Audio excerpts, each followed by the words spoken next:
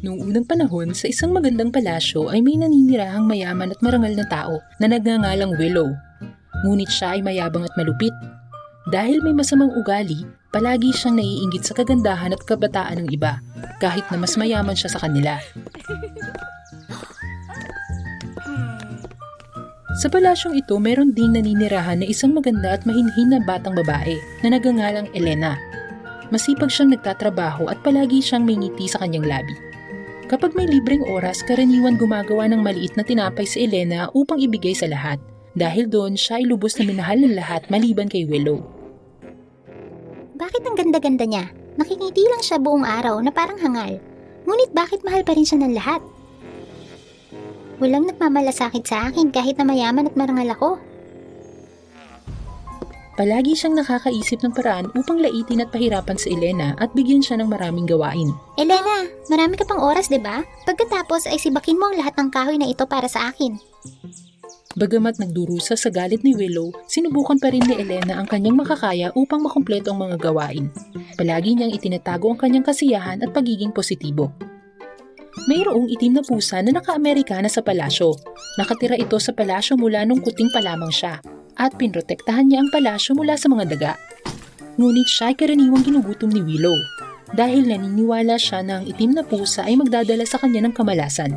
Labis na nalulungkot ang pusa, ngunit wala siyang mapuntahan, kaya't sinubukan niya pa rin magtiis sa lahat ng paghihirap at malampasan ito. Ang kawawang pusa ay nakaramdam lamang ng pagmamahal mula kay Elena. Kadalasan ay tinatago ni Elena ang itim na pusa sa kanyang silid upang alagaan at pakainin ng tinapay na ginawa niya. Palaging hinahawakan ni Elena ang pusa sa kanyang kandungan at kinakausap siya tuwing siya ay walang ginagawa. Lubos ang pasasalamat ng pusa kay Elena, kahit papaano mayroon pa rin nagmamahal sa kanya. Hanggang sa isang araw, biglang nawala ang pusa. Hinanap siya ni Elena kung saan-saan ngunit hindi niya ito makita. Siguro ay naglakad-lakad lang siya ng nakaraang araw, babalik din siya. Lumipas ang oras, hindi pa rin siya nakita ni Elena. Tuwang-tuwa si Willow dahil nawala ang pusa. Kabaligtaran naman si Elena ay labis ang lungkot. Imulat mo ang iyong mga mata, Elena. Sinasabi ko sa iyo na malas ang pusang iyon. Inalagaan mo siya, naging kaibigan at ngayon ay nilayasan ka ng hindi nagpapaalam. Baka mayroon siyang mga problema. Kawawang pusa, kailangan kong hanapin siya sa anumang paraan. Humingi si Elena ng pahintulot kay Willow na hindi magtrabaho ng ilang araw upang hanapin ang itim na pusa. Ngunit isang masamang ideya ang sumagi sa kanyang isipan at nais niyang samantalahin ang mabait na puso ni Elena. Tiyak na makakaranas si Elena ng maraming paghihirap. Ginawa niya ang lahat ng ito para lang sa isang malas na pusa. Tama lang ito sa kanya. Sumasang-ayon ako, ngunit sa isang kondisyon. Paglilingkuran mo ako ng 2 beses higit sa mga araw na kukunin mong pahinga. Naintindihan mo? Sabik na sabik si Elena na hanapin ang kanyang kaibigan, kaya't sumang-ayon siya sa kahilingan ni Willow. Pagkatapos ay mabilis niyang inihanda ang lahat sa kanyang pag-alis.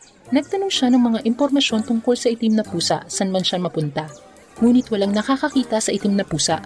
Nakakuha lamang siya ng impormasyon nang marinig ang kwento ng mga tao tungkol sa isang naiibang palasyo. Anong pinag-uusapan niyo? Tungkol sa isang palasyo na puno ng ligaw na pusa? Oo, matatagpuan mo ito sa nag-iisang bayan sa bundok ng Canary. Walang nagtangkang lumapit sa lugar na ito kahit na ang pinakamatapang na mga ngaso. Isang palasyo ng mga ligaw na pusa? Malakas ang pakiramdam ko na ang aking mahal na itim na pusa ay nandoon. Determinado si Elena na umakyat sa tuktok ng bundok ng Canary. Dumiretso siya sa palasyo nang walang pahinga, bagamat nakaranas siya ng maraming paghihirap. Kailangan niyang dumaan sa halaman na puno ng tinik, kaya't napunit ang kanyang mga damit. Ang kanyang lumang tsinelas ay nasira din dahil dumaan siya sa kalsadang puno ng graba, kaya't nagdugo ang kanyang paa. Nang dumating ang malamig na gabi, kailangan niyang matulog sa mga damuhan sa tabi ng kalsada dahil wala siyang pera. Matapos ang ilang araw, sa wakas ay narating niya ang tuktok ng bundok ng Canary. Tuwang-tuwa siya nang makita ang isang kahangahangang palasyo. Isang kakaibang babae at 2 mabangis na bantay ang lumitaw. Galit silang nakatingin kay Elena na parang sasaktan siya. Paano ka naglakas ng loob pumunta dito nang walang paanyaya? Alam mo bang ipinagbabawal ito sa lugar ng mga tao? Ginang, ako po si Elena. Meron akong matalik na kaibigan na isang itim na pusa. Ngunit ilang araw na siyang nawawala. Kung sakaling nandito siya, baka pwede pong makita siya. Kung hindi, baka po pwedeng manatili ako ng isang gabi dahil pagod na pagod po ako. O sige, sundan mo ako papasok sa loob. Sa palasyo, nakita ni Elena ang hindi kapani-paniwalang mga bagay na hindi pa niya nakikita dati. Ang lahat ng mga pusa ay kayang tumayo sa kanilang dalawang binti. Naglalakad pa sila at nagsasalita tulad ng mga tao. Dinala siya sa isang silid-antayan. May mga bulungan siyang naririnig mula sa katabing silid. Ito ay boses ng dalawang bantay. Mukhang nais niyang bisitahin ang ating malapit na kaibigan ng itim na pusa. Para naman siyang mabait na babae. Sinabi sa amin ng Reyna, batiin ang kanyang pagdating at huwag siyang abalahin. Sa sandaling iyon, bumukas ang pinto. At ang kanyang malapit na kaibigan, ang maliit na itim na pusa ay pumasok at nakita si Elena. Mahal kong Elena, masayang masaya ako na makita ka dito. O aking maitim na pusa, ikaw nga, paano ka nakakapagsalita? Sumama ka na sa akin pauwi sa bahay. Lahat ng ito ay dahil sa Reyna ng mga pusa. Ang palasyo na ito ay ang bagong tahanan para sa inabando ng pusa. Lubos ang kasiyahan ko dito. Ayoko nang bumalik sa palasyo ni Willow. Reyna ng pusa? Sino siya? Siya ang tumanggap sa iyo dito. Pinayagan kanyang manatili dito ngayong gabi bago umuwi bukas ng umaga. Ikaw lang ang nag-aalaga sa akin ng mabuti noong nasa palasyo ako ni Willow. Hayaan mo kung malugod kang tanggapin. Inakay ng itim na pusa si Elena sa isang marangyang silid. May isang magandang mesa. Suotin mo ang damit na ito. Ito ang regalong inihanda ng Reyna para sa iyo. Sa kurap lang ng mata, naging maganda si Elena na may magarang damit. Nang gabing iyon, sinalubong na itim na pusa si Elena ng marangyang piging. Mas lumakas ang pakiramdam ni Elena. Ang lahat ng sakit at pagod ay napawi. Kinaumagahan, nagpaalam si Elena sa itim na pusa. Binigyan siya ng pusa ng maliit na lagayan na may kasamang mahika. Ito ang aking regalo para sa iyo. Poprotektahan ka nito sa iyong pagbalik sa palasyo. Kung makikita mo ang mga ligaw na pusa na nagbabawal sa iyo, yugyugin mo lang ang lagayang ito at hindi ka nila sasaktan. Nag-aalala ako dati para sa iyo, ngunit nakikita ko na masaya ka dito. Mapapanatag na ako. Paalam aking munting pusa.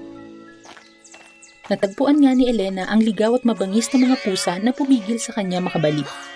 Ngunit nang niyugyug niya ang maliit na lagayan ng mahika, ito'y kuminang at naglabas ng mahiwagang ilaw. Ang mga ligaw na pusa ay mukhang takot na takot. Dali-dali nilang ibinaba ang kanilang mga ulo upang pabayaang makaalis si Elena sa bundok ng Kanari ng ligtas. Pagbalik ng palasyo, masayang kinwento ni Elena kay Willow ang buong istorya. Binuksan niya ang bulsa sa harap ni Willow. Sa gulat ng dalawa, lumabas ang gintong barya.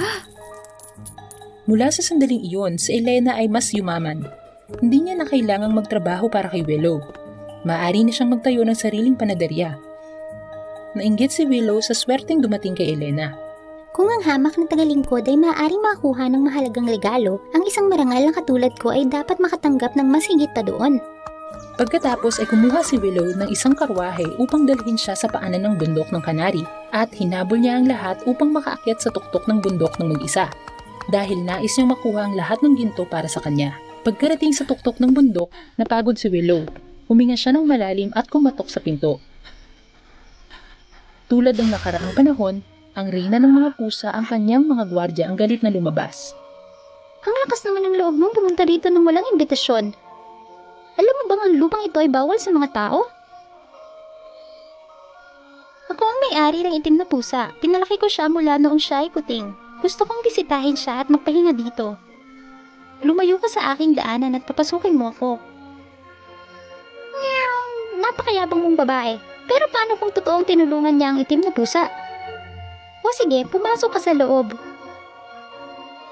Mabuti at alam niya kung anong ginawa niya.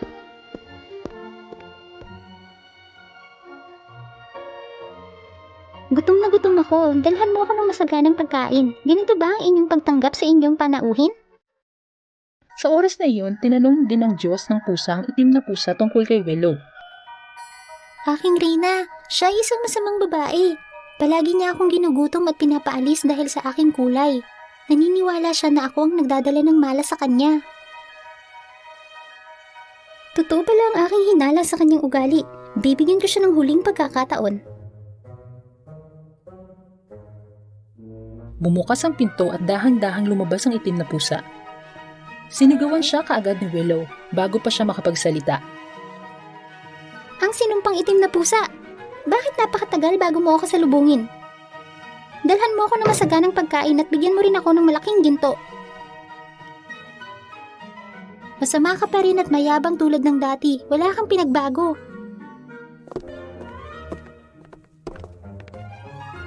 Willow, bibigyan kita ng huling pagkakataon, ngunit itinapon mo ito. Aking mga anak, ikulong siya sa bilangguan habang buhay. Hindi siya kailanman papayagang makita ang sikat ng araw. Opo, aking Reyna! Nang sandaling iyon, nagsimulang matakot si Willow, ngunit huli na. Agad siyang dinala ng 2 tagapag-alaga sa bilangguan. Palaging iniisip ni Elena ang itim na pusa at totoong masaya siya para sa kanya dahil ngayon ang itim na pusa ay masaya na sa palasyo kasama ang kanyang mga kaibigan. Mula sa araw na yun, umunlad ang panaderya ni Elena. Namuhay siyang masaya habang buhay.